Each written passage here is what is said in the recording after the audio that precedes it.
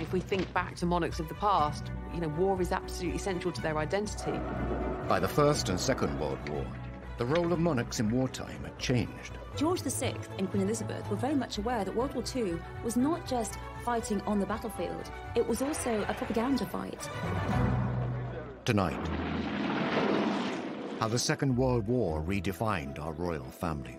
We hear how the King and Queen Mother barely escaped with their lives during the Blitz.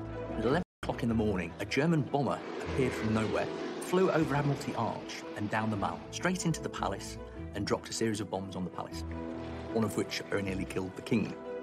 How the royal family were just like the rest of us during the Second World War and got stuck into the war effort. This is the Queen with grease on her. I mean, this isn't just her with white gloves on, opening, hospitals. The Queen Mother famously said, we have sparking plugs for breakfast. For the first time, we hear previously unheard recordings from one of the royal family's secret World War II Army protection officers.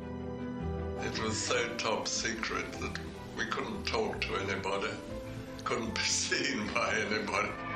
And the new relationship that blossomed between the royal family and the British public. From the low point of the abdication, when they'd been called for a republic, here we are just 4 years later. It's an even greater challenge. This was an incredibly difficult testing time. Nazi aggression was really becoming something that just couldn't be ignored. The king didn't know whether he was going to have to be a leader in a time of crisis, a war leader. We were pursuing a policy of appeasement. But with each crisis, we seemed to be coming ever closer to the brink of war. Just at the moment when the British monarchy looked like it was back on its feet, the nation, Europe, was plunged into spectacular crisis. On the 3rd of September 1939, the king addressed the nation to announce the country was at war. For the second time in the lives of most of us, we are at war. As he spoke, the words were hesitant, and there were long gaps, and the delivery was flat. Goebbels, Hitler's propaganda minister, wrote in his diary, another speech, it looks as though it's symbolic of the whole country, a sign of weakness. This would prove to be a miscalculation by Germany. King George VI was far from weak. As a young prince, he had fought for king and country. He was no stranger to the theatre of war. The king, of course, himself was a military man. He'd served in the First World War. He was a 20-year-old on HMS Collingwood during the Battle of Jutland in 1916. So he actually had wartime experience. In fact, he's the only 20th century monarch to have fought in a conflict zone. And then he finds himself in 1939 in charge of a country that, in many respects, isn't ready for war. And he leads from the front. Now king, George had no active military role, but he was determined to support troops fighting in his name. Once the war actually really moves into its ascendancy with the German attack from May 1940 onwards, he dedicates himself relentlessly to maintaining national morale. The king and his family were soon to prove to the British public that they would stand by them. They would face the hardships of war together. Suddenly Britain was galvanized to be on a war footing. And what was very, very impressive at the time is that the king and the queen stayed. Many aristocrats in Britain fled when they heard that war was imminent, and they said to the king and queen, you should go too, you should go to Canada, where you'll be completely safe. And they said no. The queen made an announcement, children won't go without me, I won't leave the king, and the king would never leave under any circumstances. The royal family embarked upon their own mission to raise the morale of the troops and of the public. They visited factories, they visited munitions, they visited troops all over the country. By all reports, the days that followed, productivity rates went up. There was a real sense that they kind of galvanised people and given them a sort of new sense of vigour. Sequel to the Big Blitz, the visit of Their Majesties the King and Queen to districts in East London which suffered very severely. George VI and Queen Elizabeth were very much aware that World War II was not just fighting on the battlefield, it was also a propaganda fight. When they went around these bomb sites, people were just amazed. There was the Queen in all her jewellery and her furs, and on one occasion, There was a little dog who was half buried under rubble, and the dog was absolutely terrified, and no one could get it out. And the Queen knelt down, and she coaxed that little dog out of the hole. I mean, then there was cheers from all the crowd, and it's just little things like... Was not the only focus for the Luftwaffe. Coventry in the West Midlands had suffered a number of small attacks. On the evening of the 14th of November 1940, 500 German bombers flew over the city, dropping their bombs. The city, having been mercilessly bombed throughout a whole night without regard to military targets, now presents a grim appearance of devastation. Hundreds of civilians lost their lives. I mean, it was more intense bombing than anyone had yet experienced. In fact, Goebbels introduced a new word in the lexicon of horror to Coventrate, because 500 tons of high explosive bombs were dropped in one night. The city was just ablaze. It was a torch. You could see it 100 miles away. Nearly 600 people killed, and he was there immediately after to visit what was left. And apparently there's a story that these dazed, blitzed people who sort of had been bombed only a short time before all broke out into singing the national anthem. And remarkable man. The royal family's decision to remain in Britain meant that they were a direct target for the Third Reich. Though they were heavily guarded, George VI was keen to make sure that they could protect themselves if need be. The king insisted that everybody be trained in how to fire pistols and rifles. Both he and Queen Elizabeth trained every day by all accounts. The Queen Mother, Queen Elizabeth, she used to practice by shooting rats and was very proficient at targeting rats. She was not just this kind of like passive, wife of the monarch. She was there going, I might not be on the front line, but if you guys come into my back garden, I'm going to be ready for you. So there was a real sense of her being this kind of domestic warrior, and no one wanted to mess with her. Not for nothing did Hitler describe her as the most dangerous woman in Europe.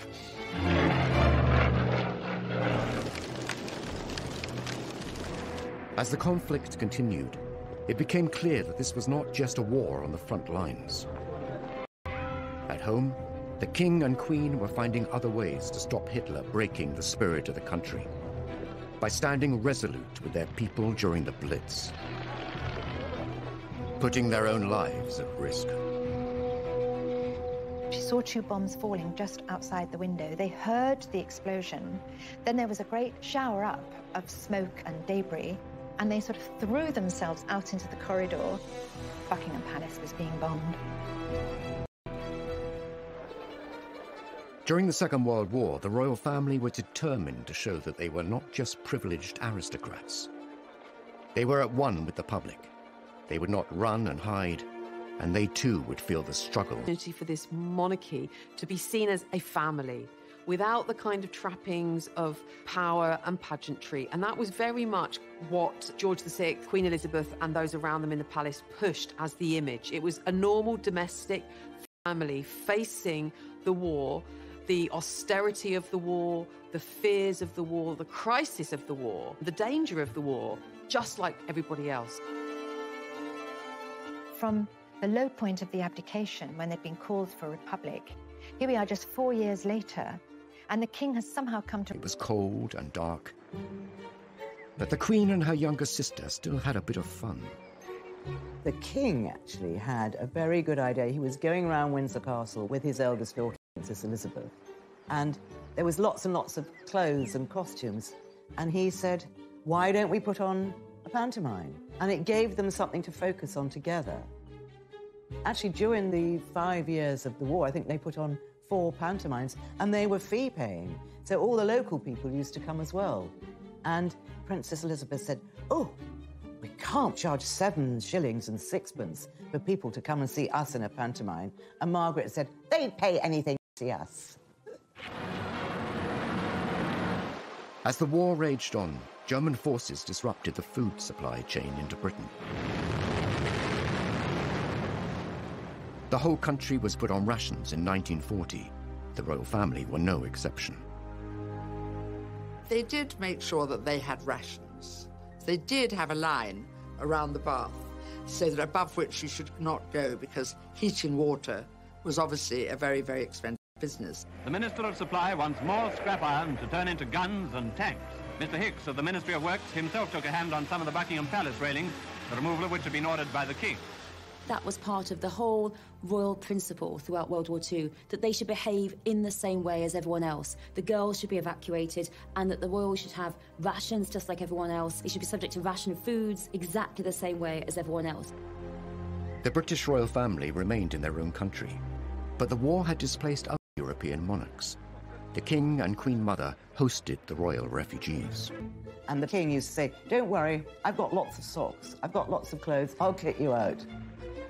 Actually, a lot of them just sort of looked like ordinary people, and, you know, a cleaning lady, they weren't in their robe. London was bombed more heavily and more often than other cities.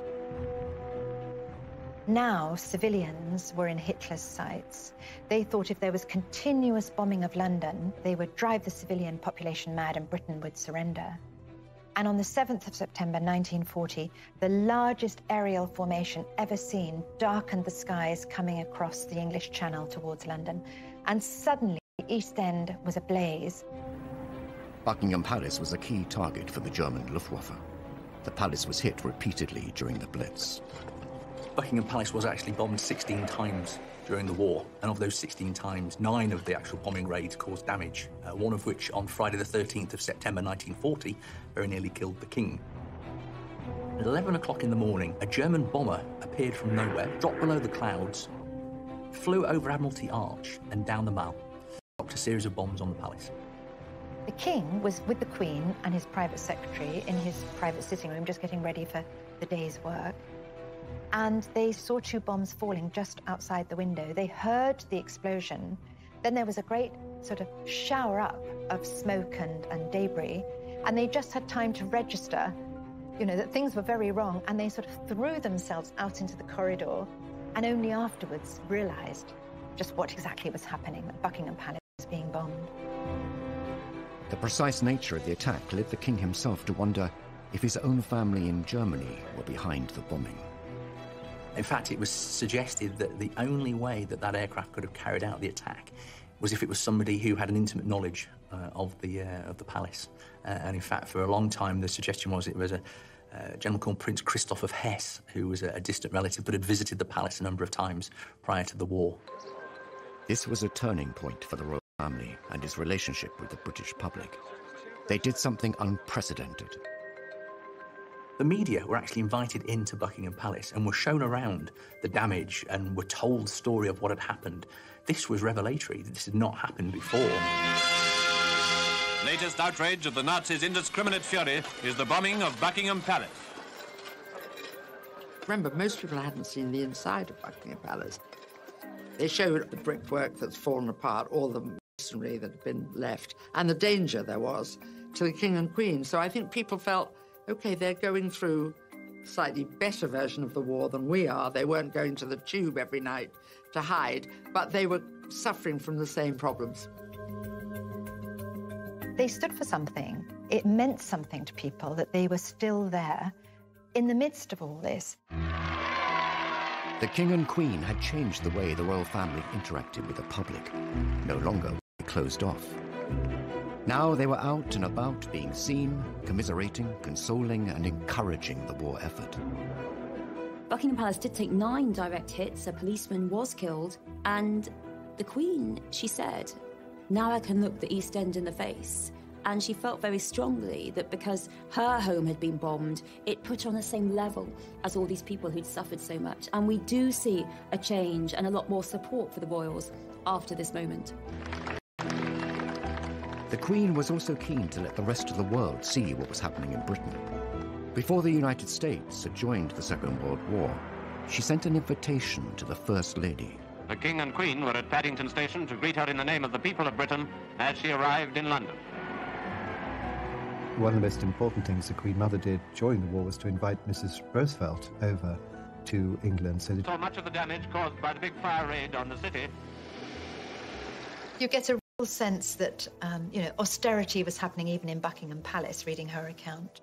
Queen Elizabeth had moved out of her rooms to give her guest her rooms, and they were palatial, but bracingly cold. You could see your breath. There was one little electric fire with just a thin orange glow.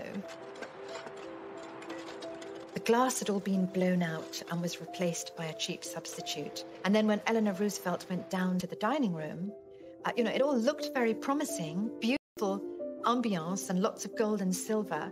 But the food, when it came, was meager and unrecognizable as food for someone not used to wartime substitutes. In fact, she wasn't quite sure what she was eating.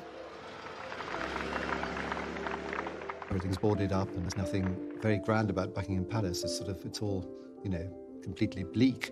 And so who better to go back and tell the president about what's going on in Britain than his wife? The Queen Mother's clever diplomacy brought the reality and horrors of the war to the United States. It cemented the special relationship between the two countries.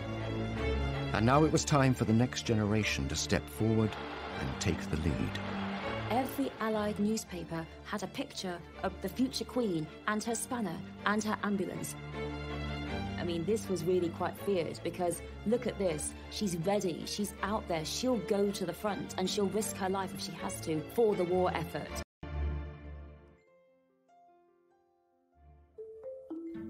Historically, kings and queens were conquerors, bringing back the spoils of war. Monarchs like Henry IV and George II were seen on the front line. The monarchy really had always in history been about military pursuits. I mean, that was really, you became monarch through military might, and one of the kind of key aspects of being monarch was defence and being seen to lead an army into war. I mean, if we think back to monarchs of the past, war is absolutely central to their identity. By the Second World War, things had changed, and it was the battle on the home front that would win public support. With George VI, it wasn't that he was going to be on the front line with the troops, leading troops into battle, but he was seen to kind of shore up the home front. And in that sense, he had a very active role in the war. He was part of the forces, even though he wasn't actually fighting. War was raging across Europe, and the King and Queen Mother remained in London with their daughters safe in Windsor. The Queen and her younger sister Margaret were growing up and wanted to be more involved in the war effort. At just 14 years old, the Queen reached out to other children across the empire. She did away from their parents, again, just like her mother, really saying, come on, guys, we've got to step up, we've got to steel ourselves, we've got to do the right thing for the right cause here, be brave, be brave. My sister and I, all of us children who are still at home, think continually of our friends and relations who have gone overseas, who have travelled thousands of miles to find a wartime home and a kindly welcome in Canada, Australia, New Zealand, South Africa, and the United States of America. We know, every one of us, that in the end all will be well, for God will care for us and give us victory and peace. And when peace comes, remember, it will be for us, the children of today, to make the world of tomorrow a better and happier place. It's one of the first public things that she ever did, and Princess Margaret chirps in at the end to say goodnight to them. Come on, Margaret. Good night, children. Good night, and good luck to you all.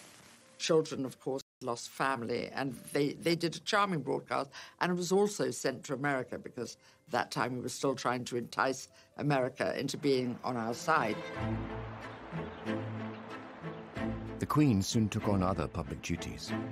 On the 21st of April 1942, she turned 16 and was appointed Colonel-in-Chief of the Grenadier Guards by her father. That same day, she made her first official public appearance as she inspected her troops. She was only a child when war broke out, really very young, and she had to grow up without her parents, but also expected, really from quite a young age, to take on a leadership role. That was her first big responsibility, and so she took a great interest in her regiment and, very much involved with their activities. In 1945, aged 18, the Queen insisted on joining the Auxiliary Territorial Service, the women's branch of the British Army. Women were suddenly supposed to go to work, to go to the factories, learn to be mechanics while the men were away fighting. And, you know, the Queen and Princess Elizabeth were like, well, I'm just going to do the same thing. And so it was very much, you know, if it's good enough for them, it's good enough for us, and we're no different. We don't require special treatment. She was absolutely determined that she would go out there and join in with other girls. Even if she couldn't do it, even if it was difficult, even if she made a fool of herself, she didn't care. She wanted to go out there and do her duty. George VI had said, hold on a second, no, this is not a job for you. And Princess Elizabeth, of course, our current queen, was like, absolutely not. I'm rolling my sleeves up. I want to join. I want to enter the war effort. And of course she did. And we see that amazing footage of her. She had to undergo 6 weeks of training. And 6 weeks of training were all about trucks, because that's what the ATS did. They drove people around, troops, bits of equipment, whatever the army needed, round in trucks. The Queen Mother famously said, you know, we have sparking plugs for breakfast, you know, so the Queen was obviously very interested in all that. The Queen rose quickly through the ranks. In a matter of months, she was promoted to junior commander, the equivalent of army captain. She just seems to be this sort of ageless icon. But when you look at her role in the war, she was this attractive woman, but a kind of active woman who was dressed in khakis, who was dressed in overalls. This is the Queen with grease on her. I mean, this isn't just her with white gloves on, opening, you know, hospitals or, you know, unveiling plaques. This is her actually doing a job of work. She served. She was the first, you know, woman royal to be in the armed forces. So she led from the front. She delivered and she did what she needed to do. And I suppose she's lived that out ever since. And her remarkable longevity and sense of duty. And I think the Queen never took the easy path. And it would have been quite easy for her not to join the ATS, to stay in Windsor Castle with Margaret. Images of the future Queen in overalls driving large vehicles were widely distributed and became a powerful propaganda tool. The picture of the young Queen in her ATS uniform training for this difficult, dangerous work, I mean, that really cannot be underestimated, what effect it had on the morale of the people and also on the morale of the enemy. The fact that the future Queen was not protected, not wrapped in cotton wool, that she'd suffered bombings, that she'd been through it all, and now here she was training to go out on the front. Every Allied newspaper had a picture of the future Queen and her spanner and her ambulance. I mean, this was really quite feared because look at this. She's ready. She's out there. She'll go to the front and she'll risk her life if she has to for the war effort. She's always said she had a very happy time meeting other girls who'd volunteered and worked for the ATS. And in a strange way, a lot of people of that age say some of their happiest moments were in the war, when suddenly urgency and being useful were very important, whereas before women, not many had worked, many were just sitting around waiting to do something. But she qualified and drove her lorry into London. She'd learnt to strip down an engine, she'd learnt to change a wheel, she'd learnt to drive a heavy lorry and how to load it. And she proudly drove into London. Apparently she went round Piccadilly Circus twice. Wasn't sure how the roundabout worked. It wasn't all work and duty for the Queen. Romance was blossoming. Her future husband was on the front line serving. Philip of Greece, when she was 13 and he was 18 at Dartmouth Naval College, he was a top cadet, he was going off to war, and he was absolutely charming to her. She records that they went for tea on the Royal Yacht, because of course they're related, and after tea the Royal Yacht sailed away, and all the cadets followed in their boats, but Prince Philip was the last one to turn back, and the king had to actually command him to go. He was a distant relation. He was produced on that occasion to look after the two princesses, and that's always where they say they focused on each other. And of course he had a very, very good war. He described to me once that during the war, I mean, he had no family in England. His mother was living in Greece, and of course he was Greek, and there was a certain wish or wonder, would he join the Greek Navy? But he decided that he'd done some training in Britain, and of course he'd lived in Britain because his family had been exiled. And the Greek Navy was very small, and I think he thought he wouldn't see much action, so he joined the British Navy. He kept in touch with Queen Elizabeth during that time. In fact, she had a photograph of a naval officer with a beard on her table, and that was Prince Philip. He had a beard in those days, but I don't think it fooled anybody, but he was slightly disguised, I suppose. The war creates and cements the romance between Philip and Elizabeth. They don't see each other much, but they think about each other a lot. In July 1942, while second in command of HMS Wallace, Philip made history when he devised a plan that would save all on board. He was to become a war hero. Philip played a really immensely important role in the war in various ways, but perhaps no more so than the Allied invasion of Sicily, when there was a real danger that his ship was going to be bombed by the German Air Force. And so he came up with the idea of basically sending or throwing off the ship a raft and sort of lighting the raft and using that as a decoy and drawing the German bombers to that target whilst the warship moved away. And this was by the accounts, relatively recent accounts of those on the ship, said there's no doubt in the minds of many of those who served on that ship and who are alive today that, you know, Prince Philip's quick thinking saved the lives of the men on the ship and saved the warship. So he was, you know, quite the hero. The Second World War created many heroes, and the king would find a way to honor them all. None were more deserving than the people of Malta, where, despite personal risk, the king visited to express a nation's gratitude. Malta, that little island in the middle of the Mediterranean, was very strategically sited for airfields and harbours to support the North African War, and as a result, it had ended up being one of the most bombed places on earth, and its 250,000 people desperately hungry. And the king wanted to acknowledge their bravery and their valour. With the enemy just 60 miles away, the king arrived in Malta on the 20th of June 1943. There is this simply wonderful moment when finally he can get there.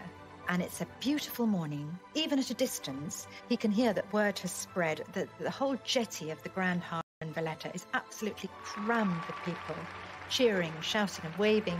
And the king is a solitary figure, slight figure in a white uniform on the bridge of HMS Aurora, giving the salute. And as he approaches, the roar became tumultuous. People were so pleased. Here was their king. The king bestowed the George Cross on the entire island, which had the effect that every fisherman and every man in a boat or every man walking the street felt that he, in a sense, had got the George Cross, you know, as a brave island. He wrote to his mother afterwards, entering that Grand Harbour of Valletta. It was a moment he would never forget. Finally, the tide of war was turning. The door was being opened to the possibility that we could win, and there was a hit song, Coming In on a Wing and a Prayer, which was all about coming in with the engines down and everything's gone wrong, but we're going to get home. And the princesses loved this. There's a gramophone at Balmoral, and they played this song over and over with the Queen and danced in the corridors. There was a real sort of lighter mood at last, some possibility of real hope. The Allied forces saw victory on the horizon. Soon, the future Queen and her younger sister would enjoy a rare moment of anonymity, up close and personal with their subjects. The king, who was such a cautious man, he too was so happy. He said, yes, off you go. On the 8th of May 1945, after 6 long years, the Prime Minister announced that war had come to an end. The country woke up to the wonder of it all. VE Day, Victory Day, a day like no other, a day they had, you know, been fighting for.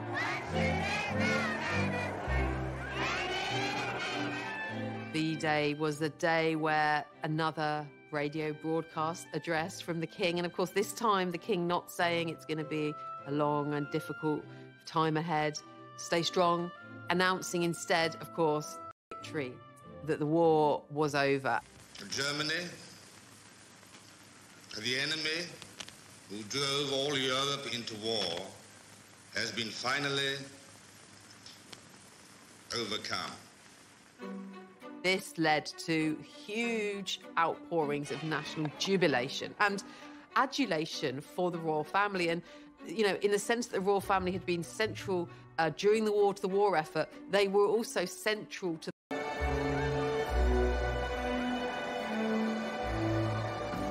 Then the crowd makes its way to the Mall. There's 10,000 people milling on the Mall, demanding to see the royal family.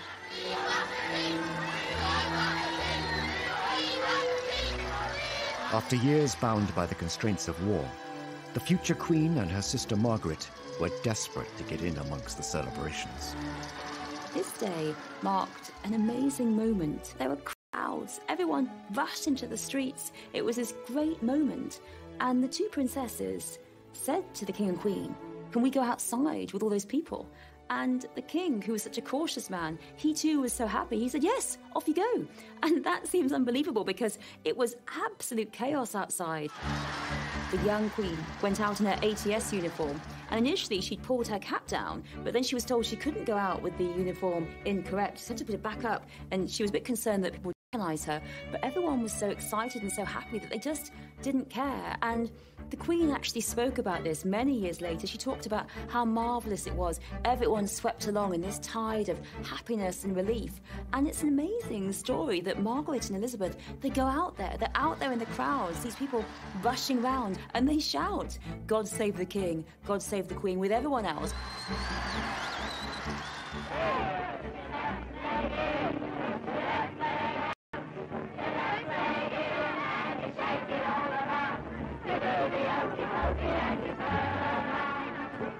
There was this wonderful moment as dusk fell and Buckingham Palace suddenly was floodlit. Lionel Logue, the King's speech therapist, was outside Buckingham Palace and he could see it all. He said the Queen's tiara caught the lights. It just seemed almost magical, like a fairyland. You know, suddenly there was light and cheering. And it went on for so long. They came out onto the balcony 8 times. It just seemed like, in that moment, the quintessential moment of victory. It wasn't just a military victory. It was a personal victory for the king. George VI, for all that he had a stammer, for all that he didn't want the role, for all that he dreaded the role, he had become the war leader, the king the country wanted. So it was an incredible turnaround for the monarchy. The great irony is that George VI was never supposed to be king. And on paper, he did not have the credentials of a king, but he was in fact made for the moment. He was actually exactly what...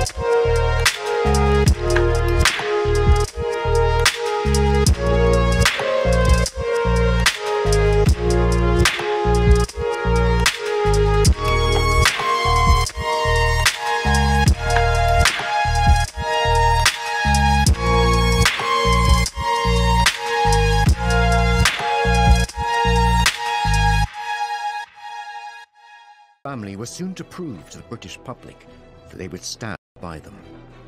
They would face the hardships of war together. Suddenly, Britain was galvanized to be on a war footing. And what was very, very impressive at the time is that the King and the Queen stayed. Many aristocrats in Britain fled when they heard that war was imminent, and they said to the King and Queen, you should go too, you should go to Canada, where you'll be completely safe. And they said no. The Queen made an announcement that children won't go without me. I won't leave the King, and the King would never leave under any circumstances. The royal family embarked upon their own mission to raise the morale of the troops and of the public.